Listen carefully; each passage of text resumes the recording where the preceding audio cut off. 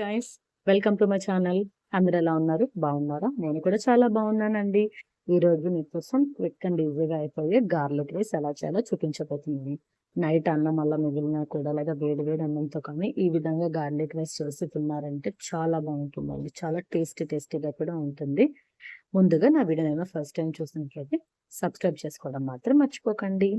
ఇంకా రెసిపీ విషయానికి వస్తే ఒక తెల్లగడ్డని ఈ విధంగా పాయలుగా తీసి రోట్లో వేసుకొని అందులో ఒక స్పూన్ కారము అలాగే ఒక స్పూన్ సాల్ట్ వేసి కచ్చాపచ్చాగా దంచండి. మిక్సీలో కూడా వేసుకోవచ్చు, బట్ రోట్లో వేసుకున్నామంటే చాలా బాగుంటుంది అనమాట.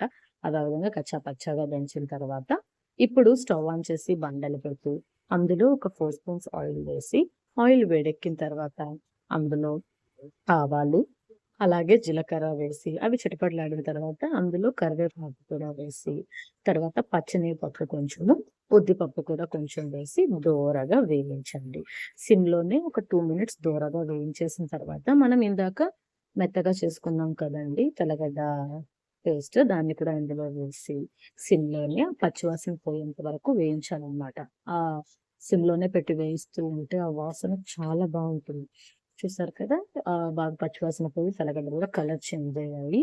ఈ స్టేజ్లో మనం ఉడకబెట్టుకున్న అన్నం ఉంది కదండి, అది వేసుకొని దాన్ని ఒకసారి బాగా కింద నుంచి పై వరకు మిక్స్ చేసి సిమ్లోనే అన్నం అంతా వేడెక్కేలాగా వేయించి పైన కొత్తిమీరతో గార్నిష్ చేశారంటే టేస్టీ గార్లిక్ రైస్ రెడీ. ఈ వీడియో మీకు నచ్చినట్లయితే లైక్ చేయండి, అలా ఛానల్ని సబ్స్క్రైబ్ చేసుకోండి. ఈ రెసిపీ ఎలా ఉందో కమెంట్ చేయండి. Thanks for watching. బాయ్.